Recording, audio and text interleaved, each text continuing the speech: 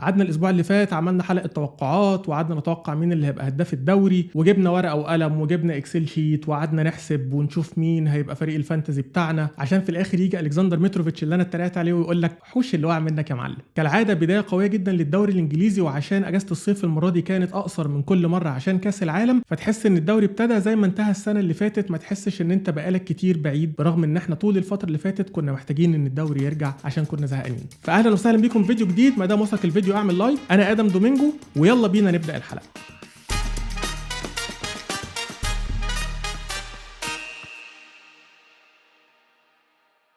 ابتدى الدوري يوم الجمعة ببداية مبشرة جدا لجماهير أرسنال اللي كان بقالها فترة متفائلة. أرسنال أكتر نادي دفع فلوس في انتقالات اللاعبين في الموسمين اللي فاتوا، وبقى واضح إن في خطة اللعيب اللي ما بيجيش بيبقى فيه ليه بديل والتاني، وفي خطة واضحة لأرتيتا وإيدو الموسم ده. البداية كانت مبشرة من ناحيتين. الحاجة الأولى إن إحنا أول ماتش الموسم اللي فات اتغلبنا من برينفورد على أرضهم 2-0 في بداية الدوري، لكن الموسم ده قدرنا إن إحنا نفوز قصاد كريستال بالاس 2-0. كريستال بالاس هو نفس الفريق اللي إحنا اتغلبنا على أرضه السنة اللي فاتت 3-0، فدي تعتبر بداية مبشرة جدا بالنسبة لأرسنال. وكان في مكاسب كتير، الصفقات الجديدة خيسوس وزينشينكو عملوا ماتش كويس جدا، وبان الاختلاف اللي هم عملوه في الفرقة من أول ماتش ليهم. وشوفنا خيسوس في أول كرة استلمها تقريبا قدر إن هو يلبس لعيب كريستال بالاس كوبري من نوعية الكباري اللي تخلي لعيبة تبطل كرة بعدها، ولعب الكرة لمارتينيلي اللي كان المفروض إن هو يلعبها أحسن من كده، وكان ممكن أرسنال يجيب الجون الأول بدري عن كده. لكن بعدها مش كتير من ضربة ركنية واضح إنها متخططة كويس، كرة اتلعبت من الكورنر لزينشينكو، واعتقد إن هو كان متدرب عليها إن هو يحطها في الجون بنفسه،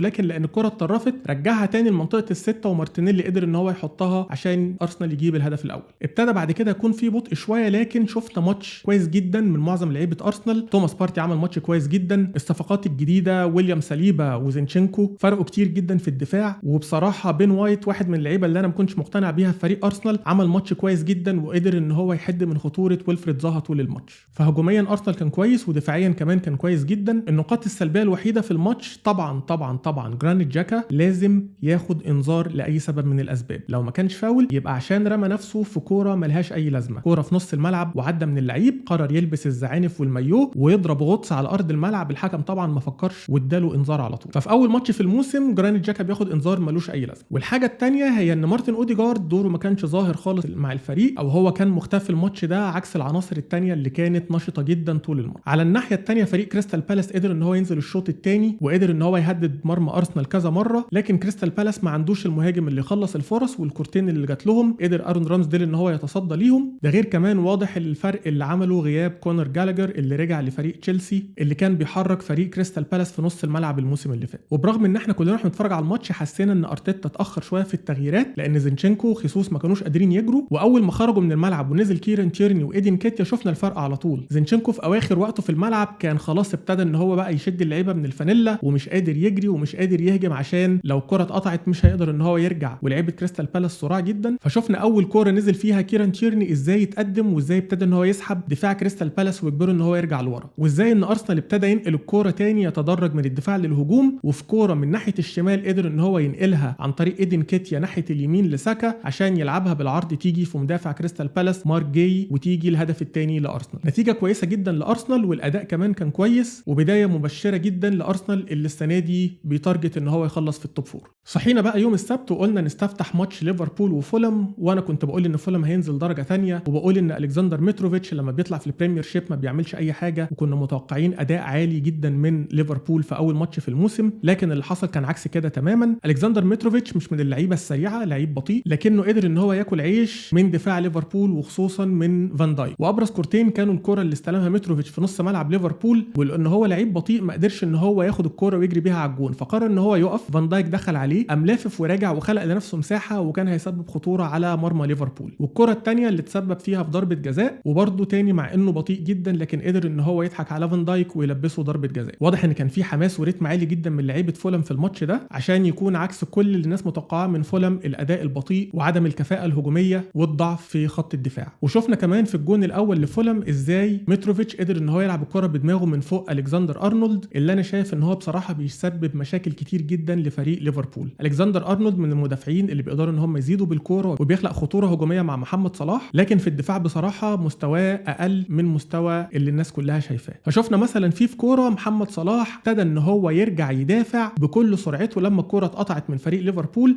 لكن الكسندر ارنولد كان واقف بيتفرج. فلو اللعيب ليه ادوار هجوميه هو محتاج ان هو يرجع يدافع، لان واضح ان في مشاكل في فريق ليفربول. تياجو كمان كان واضح عليه ان هو ما كانش في مستواه لحد الاصابه، وفيرمينو برده كان بطيء جدا، وشفنا الاختلاف اللي حصل لما نيونيز نزل ازاي هو محمد صلاح ابتدوا ان هم يتحركوا وابتدوا ان هم يشغلوا بعض، فصلاح عمل اسيست لنيونيز ونيونيز عمل اسيست لصلاح. الماتش كان شيق جدا لاي حد ما بيشجعش ليفربول، واحنا كلنا استمتعنا بيه 2-2 وكوره في العارضه من فولم وكورتين في العارضه من ليفربول. لكن اعتقد ان ده هيكون انذار خطر ليورجن كلوب في بدايه الدوري، ان هو محتاج يعدل حاجات كتير جدا في خط النص وفي الدفاع بالنسبه لفريق ليفربول لو كان ناوي ينافس على الدوري السنه دي. يوم الحد بقى شفنا فيلم رعب. ايرلينج هالاند قدم فيلم رعب. بقالي كتير ما شفتش لعيب بيبتدي ان هو يجري سبرنت بالكتله العضليه بالطول ده بالسرعه دي، الكره على يمينه بيجري يخلق لنفسه مساحه ويعدل جسمه عشان يجيب الكره على شماله ويحطها في الزاويه البعيده بكل اريحيه، وانت متاكد من اول ما ابتدى يجري ان الكره دي جون. وزي ما قلت ان مانشستر سيتي هياخد وقت لحد ما يتعود على وجود هالاند، لكن كلنا شايفين واضح جدا ان هم متمرنين على الهجمه دي، ان هالاند بيبتدي يجري ودي بروينا او جوندوجان بيلعب له الكره في المساحه عشان يروح انفراد هو والجون. ومش بس دي خطوره مانشستر سيتي، لكن كمان شفنا ان مانشستر سيتي ابتدى يلعب كوره عرضيه وده ما كناش بنشوفه في المواسم اللي فاتت، فواضح ان وجود هالاند هيغير من طريقه لعب مانشستر سيتي شويه، وهنبتدي نشوف تنوع بقى في الهجمات، مش مجرد بس ان هم بيقعدوا يباصوا الكوره كتير واللعيب يدخل يقطع لحد جوه وبعدين يلعب الكوره لورا لاي حد جاي يشوطها من بره المنطقه، لكن هنبتدي نشوف تشكيله في الطريقه اللي مانشستر سيتي بيهاجم بيها، واعتقد ان هم هيبقوا فريق مرعب جدا السنه دي اكتر ما هم اصلا مرعبين. في الماتشات الثانيه شفنا بقى ازاي مانشستر يونايتد كانوا في انهيار تام في الشوط الاول قدام برايتون، واعتقد ان 2-0 دي كانت مع الرأفة لان دفاع مانشستر يونايتد كان اسوأ مما توقعت بمراحل. وإيريك تين هاج اللي جماهير مانشستر يونايتد كلها مستنياه وقالوا ان هو هيرجع مانشستر يونايتد تاني للعظمه بتاعته، مش قادر افهم هو ازاي بيلعب هاري ماجواير جنب لساندرو مارتينيز. ساندرو مارتينيز اصلا باك شمال، لكن هو عنده لوك شو فقرر ان هو يلعبه جنب هاري ماجواير بدل ما كان يلاعب فاران، وده ظلم لساندرو مارتينيز بشكل كبير جدا لان هو فعلا لعيب كويس، لكن الغلطات اللي في دفاع مانشستر يونايتد كان ممكن تخرجهم مغلوبين الشوط الاول 4-0 على الاقل. اداء مانشستر يونايتد اتحسن شويه في الشوط الثاني خصوصا مع تراجع برايتون، وقدر فعلا ان هو يخطف هدف مع ان الهدف فيه اوفسايد على هاري ماجواير وفي شك ان الكره جت في ايد دالوت، وقول زي ما تقول عن كريستيانو رونالدو، لكن وجوده في الملعب بيرهب اي فريق. وشفنا الهزه اللي حصلت من بعد نزوله لفريق برايتون، لكنه في الاخر ما غيرش من النتيجه، واعتقد ان مانشستر يونايتد هيعاني كتير جدا الموسم ده. المشكله ان مانشستر يونايتد لما فكر ان هو يحل المشاكل اللي عنده هجوميا قرر ان هو يتفاوض مع ارناتوفيتش. انا فاكر ارناتوفيتش لما كان بيلعب مع ستوك سيتي لعيب لا يرتقي ان هو يلعب في البريمير ليج، فما بالك ان هو يلعب في نادي زي مانشستر يونايتد. فنادي مانشستر يونايتد لو فضل مكمل بالعقليه دي اعتقد ان هم هيلبسوا في حيطه في اسرع وقت، لان الصفقات اللي بيجيبوها يا اما مش محتاجينها يا اما اقل من المستوى اللي هم عايزين يوصلوا له. النادي التاني اللي واضح ان هو عنده مشاكل برضه في الهجوم هو نادي تشيلسي، برغم فوزه على ايفرتون 1-0 وظهور رحيم ستيرلينج بمستوى كويس جدا ادى تشيلسي شكل شويه في الهجوم، لكن عدم وجود مهاجم في تشيلسي مع وجود انباء عن رحيل تيمو فيرنر خلى عندهم عقم تهديفي، ولولا ضربه الجزاء كانت هتبقى نتيجه سيئه جدا لتشيلسي ان هم يخرجوا من الماتش ده 0-0. لكن في نفس الوقت خلونا نفتكر ان تشيلسي اخر مره كسب ايفرتون على ارضه كان 2017. على الناحيه الثانيه فرانك لامبارد عنده مشاكل كتير جدا في فريق ايفرتون بالنسبه للدفاع وبالنسبه للاصابات، لكنهم عملوا صفقه انا شايف انها كويسه جدا ان هم قدروا ياخدوا كونر كودي من وولفرهامبتون لمده سنه على سبيل الاعاره. كونر كودي اللي كان كابتن وولفرهامبتون المدرب قرر ان هو مش محتاجه في الفريق، واللاعب عايز يلعب اساسي عشان يبقى موجود مع منتخب انجلترا في كاس العالم، فقرر ان هو يروح ايفرتون السنه دي على سبيل الاعاره. واعتقد ان نادي وولفز خسر كتير جدا ان هو يستغنى عن لاعب زي كونر كودي، وشفنا ده قدام ليدز يونايتد ازاي قدر ان هو يرجع من 1-0 ويتفوق على وولفز ويكسبهم 2-1.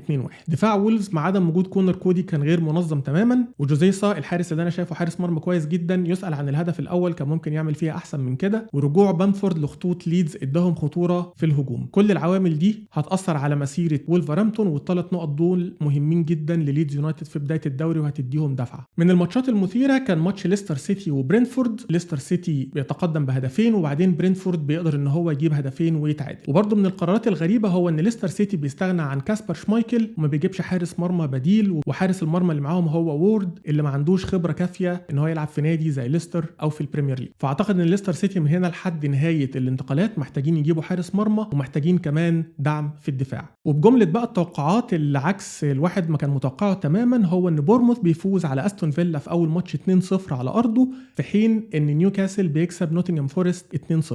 وبالنسبه لي نتيجه نيوكاسل مش غريبه خالص على قد ما نتيجه بورموث كانت مفاجاه بالنسبه لي. لكن خلينا دايما فاكرين ان الانديه اللي بتطلع من الشامبيونشيب للبريمير ليج بيكون دايما عندهم دافع قوي جدا خصوصا في الاسابيع الاولانيه. واخيرا توتنهام بيقدروا ان هم يتفوقوا على ساوثهامبتون 4-1 برغم تقدم ساوثهامبتون 1-0 بهدف وورد براوز، لكن بان الاختلاف الكبير والفوارق في الكواليتي ما بين الناديين. توتنهام عندهم قوه هجوميه ضاربه جدا وعندهم مدرب قادر ان هو ينظم لهم دفاعهم، في حين ان ساوثهامبتون بيعتمدوا على المجهودات الفرديه وعندهم غلطات كتير جدا في الدفاع. ومن المتوقع ان المدرب هازنهوتل يكون اول مدرب يقال من تدريب فريق في البريمير ليج السنه دي برحيله عن نادي ساوثهامبتون. ده كده كان ملخص الجوله الاولى في البريمير ليج واللي نقدر نتنبأ منها بدوري ساخن جدا السنه دي، لكن الاكيد ان احنا هنشوف موسم استثنائي جدا لإيرلينج هالاند مع مانشستر سيتي. اما بقى بالنسبه للفانتزي فانا كنت متقدم تقريبا في كل الدوريات اللي انا مشترك فيها لحد ماتش مانشستر سيتي. الدنيا اتقلبت تماما، بقيت بقى الرابع هنا والخامس هنا وال20 هنا والدنيا راحت في حته تانية خالص. فهل انا حاسس ان انا ندمان ان انا ما جبتش هالاند في الفانتزي؟ دي غلطه انا معترف بيها ومش عارف هعرف اصلحها ازاي في الكام الاسبوع الجايين دول، خصوصا ان سعره ابتدى يغلى. فلو حابب تشترك في الدوري بتاعي انا هسيب الكود بتاع الدوري فريندز اوف دومينجو على الشاشه وهسيبه كمان تحت في الديسكربشن. وبما ان الدوري بتاعي لسه ما فيهوش جوائز فانا بس هقول شاوت اوت لمانجر اوف ذا ويك. ومانجر اوف ذا ويك في دوري فريندز اوف دومينجو هو احمد هاني. الف مبروك يا هنوي.